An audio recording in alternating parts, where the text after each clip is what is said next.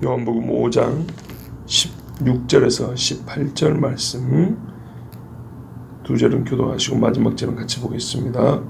그러므로 안식일에 이러한 일을 행하신다 하여 유대인들이 예수를 박해하게 된지라.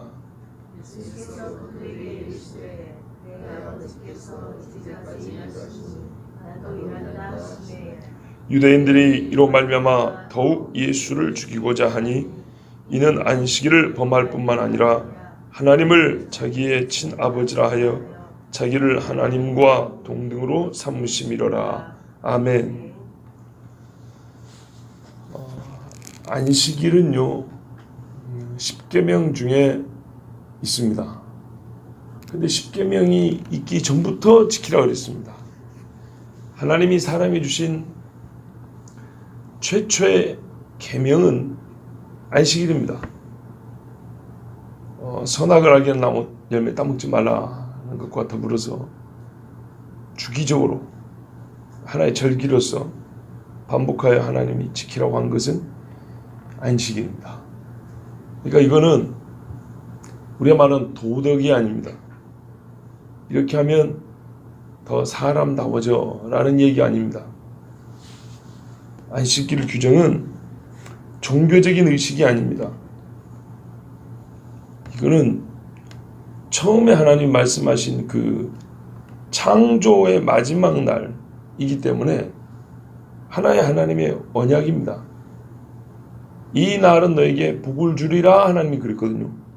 약속입니다. 약속.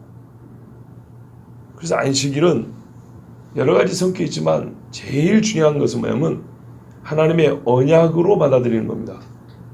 그리고 그 날이 언약적 표적이라고 보는 겁니다. 그러니까는 실제로 보세요. 뒤에 절기들을 보면 안식일을 포함하고 또는 절기 자체를 안식일로 지키려고 합니다. 그렇죠? 그렇기 때문에 이 안식일은 처음부터 언약적인 날이고 또한 언약의 표적으로 주신 날입니다. 성경이 또 이렇게 직접 가르쳐 줍니다. 출애굽기 31장에 보면 이렇게 말씀합니다. 13절을 보면 이스라엘 자손에게 말하여 이르기를 너희는 나의 안식일을 지키라. 이는 나와 너희 사이에 너희 대대의 표징이니. 번역을 표징이라고 됐지만 표적하고 똑같은 말. 표적이니 나는 너희를 거룩하게 하는 여호와인 줄 너희가 알게 함이라. 다른 그 계명들은 너희가 무엇을 해야 한다 하지 말아야 한다 하지만 절기는 성경에 보면 항상 여호와의 절기 이렇게 되어 있어요. 내 것이라고 되어 있거든요. 안식일을 그랬어요. 나의 안식일을 그랬어요. 그러니까 안식일을 지킨다는 것은 하나님을 믿는다는 증거이면서 왜 하나님을 믿는 증거냐? 안식일 자체가 하나님을 우리에게 준다는 하나님의 약속의 날이기 때문입니다.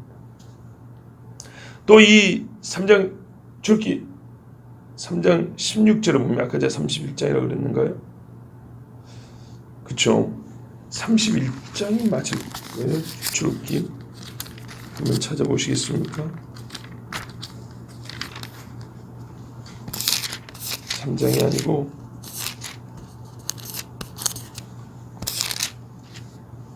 31장이 맞아요. 17절에도 뭐라냐면 16절에 이같이 이스라엘 자손이 안식일을 지켜서 그것으로 대대로 영원한 언약을 삼을 것이니 이는 나와 이스라엘 자손 사이에 영원한 표징이며 나 여호와가 엿새 동안에 천지를 창조하고 일곱째 날에 일을 마치고 쉬었음이라 하라. 그렇죠. 창조주로서 또한 만물에게 복을 주는 하나님으로서 우리에게 약속을 한 거예요. 이 날을 가지고. 그러니까는 안식을 생각할 때는 제일 중요한 게 뭐냐면 하나님이 이 피조물인 사람에게 자기를 주시는 약속의 날. 그래서 뭐냐면 거룩하게 한다 그랬거든요. 거룩은 하나님에게서만 나오고 거룩한 건 하나님밖에 없어요. 내가 너희와 함께 너희를 거룩하게 하고자 정한 날이 안식일이다 그랬어요. 그래서 그 거룩함을 위해서 너희가 이 세속의 일을 멈추라 그랬어요. 자, 이날이 안식일인데 유대인들이 예수님이 안식일을 범했다고 하는 이유가 뭡니까? 봐보세요. 앞에 병 고침 받은 사람은 왜 안식일 어겼다 그러냐면 자리 들고 갔다고. 그렇죠? 그들이 보기에는 이게 하지 말아야 할 노동, 일이었어요. 뭐 예수님한테는 안식일을 어겼다 할 이유가 뭡니까? 말밖에 한 게 없는데. 예수님이 자리 들고 갔습니까? 아니요. 평상시보다 말 2마디 더 한 것뿐이에요. 네가 낫고자 하느냐? 네 자리를 들고 걸어가라. 예수님 말 2마디 더 했는데 안식일 어겼답니다. 그러니까는 이 말은 그 말이죠. 예수님 본인이 하지 말아야 될 막 큰 노동을 했다는 게 아니고 이 사람이 일 시켰다는 거예요. 남이 노동하게끔 시켰다는 거예요. 그게 바로 성경 말로 이러한 일이잖아요. 6절에 안식일에 이러한 일을 했다 하여. 병 고친 자를 고쳤다는 것도 이들은 사실은 일이라고 취급을 했고, 또 하나는 병 고침 받은 자가 아마 병 고쳐도 그대로 누워있었으면 몰랐을 텐데 자리를 들고 일어나 버리니까 이런 하지 못할 일을 했다고 하면서 예수님을 이제 안식일을 어겼다고 막 그런 거예요. 근데 아까 봐보세요. 이래서 뭐든지 정의가 중요하다고요. 본 뜻이 뭐냐가 중요하다고. 안식일은 뭐라고요? 하나님이 우리를 거룩하게 하려고 거룩함에 복을 주려고 정하신 언약의 날이라 그랬죠. 예수님이 이 38년 동안 누워있는 사람을 일으킨 것이 안식일이 하나님이 우리에게 준 언약의 표적의 날이라 그랬는데, 이 일과 성격상 부합합니까? 부합하지 않습니까? 부합하죠. 부정해서 성전에 못 들어가잖아요. 지금 나름대로 거룩한 사람들이 이 사람 몸에 닿으면 부정해질까 봐 손도 못 대잖아요. 그렇죠? 예수님이 와가지고 원래 안식일을 우리에게 주신 말씀 그 본 뜻대로 해줬잖아요. 복을 줬잖아요. 죄에서 질병에서 쉬게 해줬잖아요. 거룩하게 해서 성전에 들어가게 해줬잖아요. 그러니까 율법을 바꿔도 눈 뜨고도 못 보는 사람들이에요. 이게 참 아쉬운 거예요. 이게 자리를 하나 들고 일어나고 앉으면 무슨 상황이냐고요. 진작에 우리가 듣고 좀 생각해 본 거죠. 그러면 38년 동안 누워있던 사람이 하나님이 나를 지켰다는 증거로 자리를 벌떡 들고 와서 이거를 보여줘야지. 그럼 옆에 사람 쓰라고 주냐고요. 그건 아니란 말이죠. 근데 이 사람들이 예수님 보고, 이 안식일을 진짜 지킨 예수님을 보고 안식일을 범했다고 지금 박해했다고 그랬어요. 우리 번역이 너무나 부드럽게 돼 있어요. 예수를 박해하게 된지라는 틀린 번역이고요. 원래 번역은 죽이려고 하였다 이렇게 돼요. 죽이려고. 여러분 10계명의 한 계명이라도 어기면 죽이게 돼 있어요. 아니면 그 징벌이 아주 커요. 안식일을 범한 거는 죽이는 거예요. 예수님 죽이려고 한 거예요. 그런데 옛날 번역에는 이렇게 돼 있다고요. 또 죽이려고 했다 이렇게 돼 있어요. 예수 먼저 죽이려고 한 적 있습니까? 있죠. 처음에 그 갈릴리 동네에서, 그렇죠? 복음 전하니까 낭떠러지 떨어져 죽이려고 했다고 했잖아요. 그러니까 옛날 번역이 더 맞는 거예요. 또 죽이려고 한지라. 회당에서 자기가 메시아라고 주장을 처음 했단 말이죠. 그래서 죽이려고 했었고, 이번에는 안식일을 범하니까, 안식일을 범한 자면 돌로 쳐 죽여야 되니까 예수님을 또 죽이려고 했어요. 죽이려고 했다라고 번역한 게 맞아요. 보세요. 우리가 지금 있는데 18절에 보세요. 요한복음 5장 18절에 보면 더욱 예수를 죽이고자 하니 그랬잖아요. 더욱 죽일 이유가 있는데 당신은 죽어야 될 이유가 또 있어. 그 말이에요. 말뜻이. 그러니까 매 맞을 일이 있고 이제는 죽일 일까지 있다 이 말이 아니고, 당신은 이것만 갖고도 죽어야 되는데 여기까지 했으니 니는 더 죽어야 돼 이런 말이에요. 자, 그러니까 안식일을 범했다고 유대인들이 예수님을 핍박했다는 것은 죽이려고 했다는 겁니다. 예수님이 대답을 했습니다. 내 아버지께서 이제까지 일하시니 나도 일한다. 대답을 해도 이 화난 사람들을 달랠 수 있는 대답을 해야 되는데 화를 더욱 돋군다 그러죠. 그런 대답을 한 거예요. 그러니까 18절에 더 죽이려고 그랬다 하잖아요. 예수님이 안식일 논쟁이 벌어질 때마다 대답을 안 한 적이 없는데요. 항상 다르게 대답을 했습니다. 이걸 눈여겨볼 필요가 있습니다. 그 말은 뭐냐면 안식일에 대하여 사람들의 질문과 사람이 만든 규례는 하나님으로 하여금 여러 가지 답변으로 그 틀린 것을 지적할 수밖에 없는 진짜 그 내막에 안식일을 어겼다 그러지만 그 속에 보면 안식일에 대한 무지의 다양, 안식일을 왜곡한 사람들의 그 왜곡의 다양성, 아주 다채롭게 안식일 규정 하나를 여러 가지 방식으로 어기고 있는 거예요. 그래서 예수님이 여러 가지 의미에서 그 잘못된 것을 고쳐주는 거예요. 어떤 면에서는 감사해요. 그들의 그 잘못된 생각과 성경 말씀을 자기들 마음대로 멋대로 해석 적용을 한 덕에 우리가 예수님의 입술을 통해서 안식일에 대하여 바르게 배우게 되어 있어서, 그렇지만 그렇게 예수님 앞에 대적한 사람들 본인들은 화가 있지요. 예를 들면 예수님이 이렇게 대답한 적이 있어요. 안식일이 사람을 위하여 만들어진 것이지 사람이 안식일을 위하여 만들어진 것은 아니니라. 이렇게 대답한 적이 있어요. 다 아시죠? 이런 대답. 왜 그랬을까요? 원래 안식일은 뭐냐면 쉬라 그랬거든요. 누가 쉽니까? 사람이 쉬고 짐승들이 쉽니다. 즉 이 땅에 존재하는 것들 중에 일하는 것들이 쉽니다.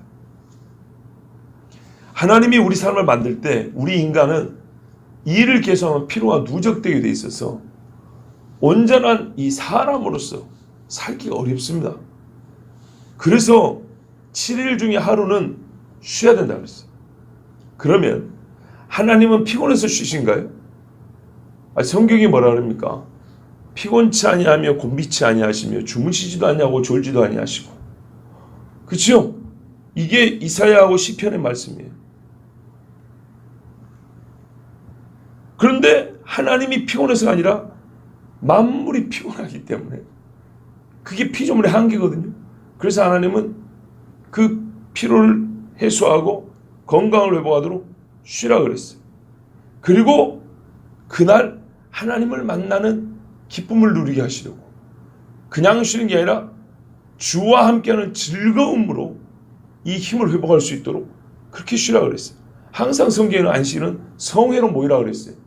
성회로 모인다는 것 자체가 일이잖아요. 일. 우리 예배드리는 일이잖아요. 그런데요, 이게 피곤한 것 같지만 진짜 우리 인생에서 주일 이 예배드리는 거 한번 빼보세요. 우리 인생이 훨씬 더 피곤해져 버립니다. 죄로 말미암아 피곤한 것이 쌓이고 쌓이게 됩니다. 예수님이 또 안식일을 일한다고 해서 뭐라 하는 사람들에게 이렇게 대답한 적이 있어요. 이 위선자들아, 역시 이게 18년 동안 이 병들었던 여인을 고쳐줄 때 또 병 고쳐준다고 뭐라 했거든. 뭐라 그랬냐면 예수님이 너희는 안식일의 외양간에서 소나 나귀를 풀어서 물 먹이려고 끌고 가지 않냐. 웅덩이에 빠지면 또 너희가 그 구해주러 나가지 않냐. 그럼 18년 동안 이 사탄에게 매여 있었던 이 여인, 그러니까 이 여자는 18년 동안 병든 게 마귀 때문에 그런 거였어요. 인간은 자연스럽게 우리가 병의 원인에 대해서도 좀 다양하게 배우고 있습니다. 육체의 연약함으로 걸리는 병이 있고, 오늘 이 38년 병자는 죄 때문에 그랬다고 했고, 또 다른 본문에서는 귀신 때문에 그랬다고 했고, 하여튼 이 18년 동안 사탄에게 매여 있었던 여인이라고 했습니다. 그 여인을 안식일을 풀어주는 게 그 어느 날보다 적당하고 어울리죠. 그렇죠? 그래서 내가 사탄에게 매여 있는 하나님의 딸을 노아 차육해 풀어다니게 한 것이 어떻게 안식일을 어겼다고 말할 수 있겠냐. 너희 집에 있는 나귀도 목이 마르면 풀어다가 물을 마시고, 너희 집에 있는 나귀가 가다가 엉덩이에 빠지면 그거 건져주지 않냐. 아니 이 딸이 나귀보다 못하단 말이냐. 거기다 사탄에게 매 있었는데 이걸 자유케 해준 게 내가 안식을 어겼단 말이냐? 우리 이렇게 말씀해 주셨어요. 이래서 우리가 안식일이 무엇인가 덕분에 이렇게 알게 됐습니다. 자, 그러니까 오늘 우리 주님이 하신 말씀도 그런 차원에서 안식일에 사람을 위해서 만들었다는 말이 있었는데 이런 뜻이구나. 아버지는 쉬지 않는구나. 그러니까 안식일이 이 하나님이 피곤해서 쉬려고 만든 날이 아니구나. 만약에 하나님이 쉬어버리면요, 피조물을 만든 후에 운행을 하시고 섭리하고 다스리잖아요. 하나님이 하루라도 쉬어버리면 어떻게 될까요? 우리는 살 수가 없습니다. 어떤 의미냐면 크게 두 가지 의미입니다. 하나는 만물을 붙드시는 힘이 하나님께 있다고 그랬거든요. 창조의 법칙대로 이 만물이 계속 돌아갈 수 있는, 생존할 수 있는 힘이 하나님께로부터 나오기 때문에 어떤 의미에서 이제 물리적인 개념이죠. 두 번째는요, 하나님이요, 만약에 하루를 쉬어버린다, 마귀는 그 하루 동안에 하고 싶은 일 다 할 수 있습니다. 그렇지 않습니까? 하나님이 인생 중에 우리를 만약에 주기적으로 일주일에 하루가 아니라 1시간씩이라도 돌봐주지 않으면 마귀는 그 1시간 틈을 잡아가지고도 우리를 이리저리 끌고 다닐 수 있고 사망에 빠지게 할 수도 있습니다. 그러나 하나님이 그 일을 못하게 하는 거예요. 그러니까 아버지는 쉬지 않아요. 예수님이 매우 중요한 말씀을 하신 거예요. 그런데 이제 문제는 이거였어요. 유대인들도 이거 알아요. 유대인들이 예수님을 죽이려 한 이유는 아버지가 일한다는 것, 하나님이 일한다는 것을 부정을 안 했어요. 이게 유대인에 있어서 신학적인 성경적 지식이 이들이 완전히 부정한 게 아니에요. 그러니까 더 책임이 큰 거예요. 예수님을 죽이려 한 거는 하나님께서 계속 일한다는 것을 부정한 게 아니라 내 아버지라고 부른 거예요. 하나님을 내 아버지라고 불렀다. 덕분에 또한 우리가 배우게 됐어요.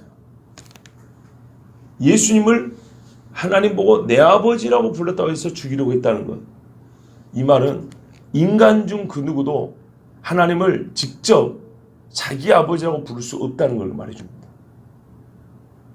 그렇죠? 적어도 이거는 맞는 거예요.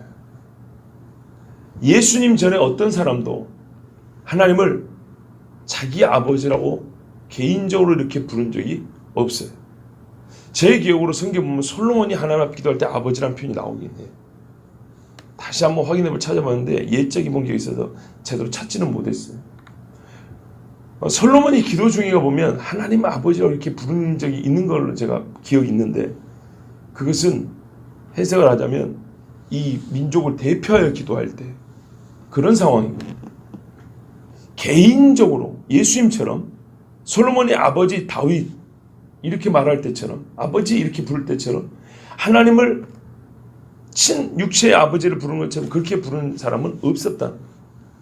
그건 허용되지 않아요. 이것만큼은 분명히 옳은 거예요.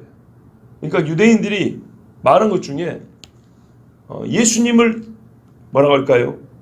죽이고자 했던 이 생각, 그들의 행동에 기본적인 전제는 옳은 거예요. 사람은 하나님을 직접 아버지로 부를 수 없다는 거예요. 문제는 이들이 예수님이 하나님의 아들인 걸 모르는 거예요.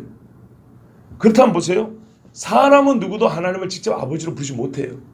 근데 신약성경에 보면 하나님 아버지라는 표현이 얼마나 많이 나오는지 몰라요. 왜 그래요?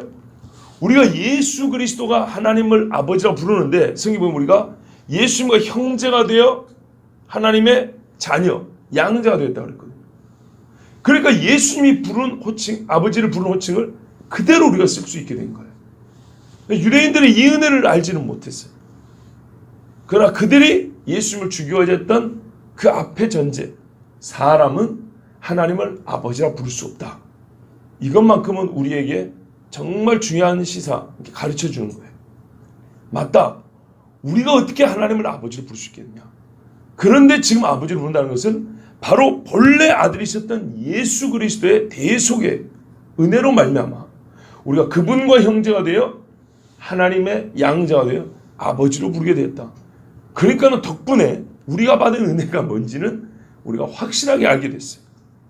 그러나 우리가 이렇게 덕분에 은혜를 깨닫기는 됐지만 이 사람들은 참으로 불행한 사람들입니다. 왜요? 이 은혜를 알지 못하고 도리어 은혜 준 예수님을 죽이고자 했고 끝내 죽였기 때문입니다. 자, 그래서 우리가 오늘 본 이 말씀 16절에서 18절 말씀은 우리에게 여러 가지 중요한 사실을 가르쳐 주는데, 아까 말씀드린 대로 요약을 하면 유대인들이 예수님을 알지 못했고 그들이 만든 안식일 규례로 도리어 안식일을 어긴 것은 그들의 죄요, 또한 참 안타까운 일입니다. 그렇지만 누군가가 자기를 하나님의 아들이라고 부른다는 것은 죄인인 사람에게는 허용되지 않는 일이라는 것과, 그리고 하나님의 아들이라고 자기를 부른다는 것은 곧 하나님과 동등하다는 뜻, 이 자체는 틀린 것이 아닙니다.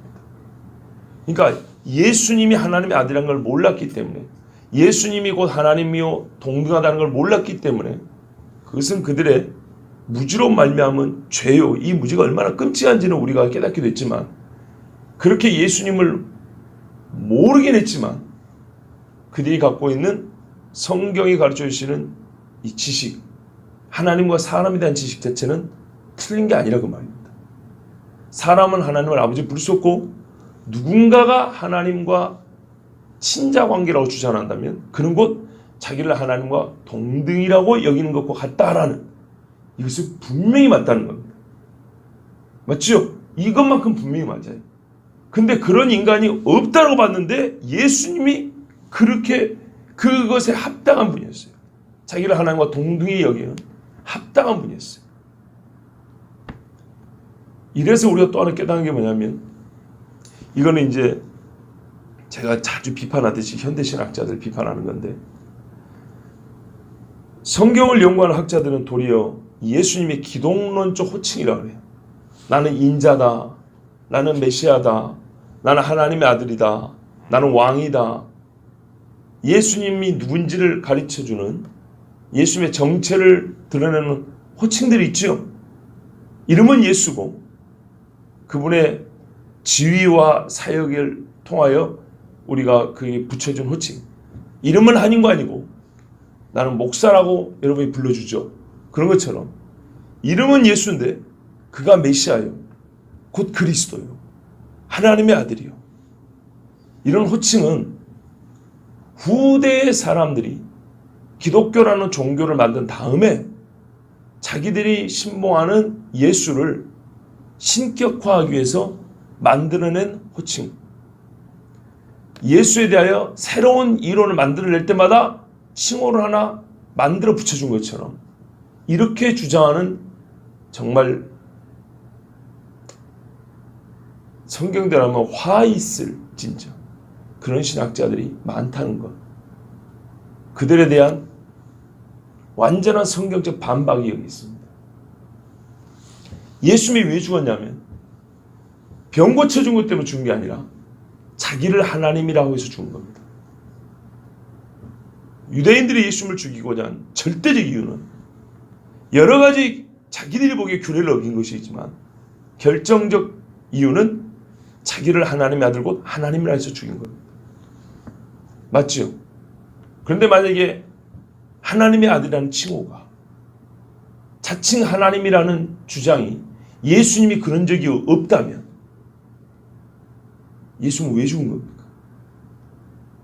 예수님이 자기 민족 때문에 로마 싸움에 넘겨서 죽었다는 것은 신자든 불신자든 역사를 연구한 사람들이건 종교학자든 다 인정하는 사실입니다. 그러면 사람을 죽인다는 것은 쉬운 일이 아닙니다. 왜 예수님을 그렇게 죽여만 했습니까? 그거는 바로 예수님의 자기 주장 때문입니다. 나는 누구다라는 이 주장 때문입니다. 그런데 이 엄연한 역사적 사실을 두고도 현대인들은 예수 이름 갖고 밥벌어 먹겠다는 이 현대인들은 말하기를 거꾸로 얘기하는 겁니다. 그가 하나님의 아들이라고 말한 적이 없으며, 그는 자기를 믿으라고 한 적도 없으며, 부활한 적도 없는데 어떻게 해서 억울하게 죽은 한 인간을 유대 사람들이 신으로 섬기고 영웅처럼 이렇게 떠받들다 보니까 이유가 있어야 되고 근거가 빈약하면 안 되잖아요.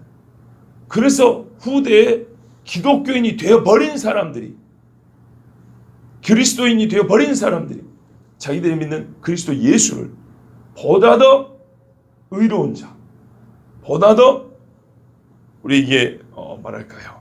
이 처량하고 어렵게 사는 사람들의 이 낮은 자들의 영웅으로 만들고자 그런 호칭들을 만들어서 하나씩 하나씩 훈장처럼 붙여줬다는 겁니다. 성경은요, 완전히 이런 말들을 배격합니다. 예수님은 처음부터 자기가 누구다고 이렇게 주장을 했고, 천사가 마리아에게 아이가 성령으로 잉태된다고, 이건 일반 사람들에게 붙여줄 수 없는 이야기죠. 그 이름을 예수라 하라, 구약으로 말하면 여호수아라 하라, 여호와께서 우리를 구원하시고 자기 백성을 죄에서 구속할 자입니다. 이렇게 해서 또 나실 바 거룩한이라고, 처음에 예수님을 잉태할 때부터 그에게는 신학적으로 말하면 기독론적인 호칭, 그리스도가 누군지를 가르쳐주는 호칭 칭호들이 일반 사람들에게 붙여줄 수 없는 것들이 처음부터 주어졌단 말이에요. 그것을 믿느냐 안 믿느냐의 문제였지, 이유 없이 믿고 난 다음에 믿을 이유를 거꾸로 만들어내느라고 호칭을 갖다 붙여준 게 아니라고 말입니다. 그렇지 않았으면, 예수님이 자기를 이렇게 주장하지 않았으면 예수님은 십자가에 못 박혀 죽지 않습니다. 가장 저주받은 인간으로 만들려고 십자가에 못 박게 한 겁니다. 유대인들은요, 작정을 하고 가장 거룩하다고 주장하는 일을 가장 하나님은 고사하고 하나님께 저주받은 인간으로 보이고 싶어서, 나무에 달고 싶어서 처음에는 돌로 쳐주려 했는데 십자가에 못 박게 나무에 달려주게 한 겁니다. 그러나 아까도 말씀드렸지만 본인들은 자기들이 무슨 짓을 하는지 몰랐지만, 좀 표현이 그렇지만 여러분 제 말 뜻을 알 거예요. 덕분에 우리는 우리의 모든 죄와 저주를 안고 우리를 대신해서 진짜 하나님의 죄에 대한 저주를 받고 죽으신 우리의 구주 예수님을 우리는 얻게 됐습니다. 그러나 이들은 얼마나 불행한지요. 영원한 지옥불에 던져진 겁니다.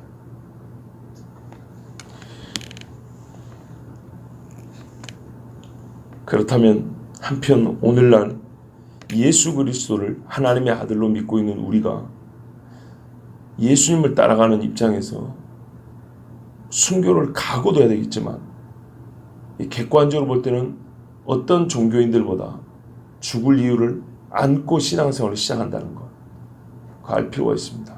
무슨 말이냐면, 세상에 이런 안식일 규례를 주장하는 유대인들처럼 형식주의에 매우 입각한 종교인들이 많습니다. 형식을 지키는가 안 지키는가에 따라서 종교성을 판단하고 그것을 가지고 사람의 목숨을 끊을 정도로 엄격성을 가진 종교들이 있습니다. 가까이에 있잖아요. 가까이에. 역사적으로 보면 저기는 유대인들의 율법주의보다 훨씬 더 무서운 자기들의 규례를 갖고 있는 사람들이었어요. 잘 모르시죠? 여러분, 제가 말한 거 항상 좀 의심스럽죠? 그러니까 미안합니다만 연구를 좀 해보세요. 카톨릭이 무슨 짓을 했는지 연구를 해보세요. 또요, 곧 있으면 전 세계 가장 많은 숫자를 자랑할 이슬람교를 보세요. 그 사람들은 성경의 율법보다 훨씬 더 무지막지한 법을 갖고 있습니다. 율법 안에는 하나님의 인자와 긍휼이 들어있는데, 그들이 갖고 있는 코란이 말하는 수쿠크법이니 샤리아법이니 하는 이슬람의 법에는 그런 게 없습니다. 사람 어떻게 죽이는가 봐보세요. 우리가 예수를 믿는 그리고 믿고 행하는 어떤 행위 하나가 그들의 법에 걸리면 죽을 수도 있습니다. 여전히 지금도 사람들이 만들어낸 진짜 은혜와 자비가 없는 엄격한 형식주의적 종교법 때문에 그리스도인은 죽을 이유가 있습니다. 또 하나는 예수님의 정체로 말미암아 죽는 겁니다. 예수님이 자기가 하나님의 아들이라고 주장해서 결정적으로 죽임을 당하게 된 것처럼 많은 순교자들이 왜 죽었습니까? 진짜 단도직입적으로 딱 부러지 한마디로 하면 예수 믿는다고 죽은 겁니다. 어떻게 믿는다는 거죠? 그래서 예수 믿는다는 거 너무 쉽게 생각하면 예수 믿으세요. 이렇게만 말하면 안 되는 거예요. 예수를 우리의 구원자로 하나님의 아들로 믿는다고 그래서 죽은 겁니다.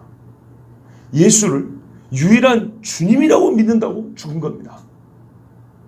우리 한국식으로 말해서 아무렇게나 믿고 개떡같이 믿는다고 죽는 게 아니고 완전한 나의 구원자의 주님으로 믿었다고 죽은 겁니다.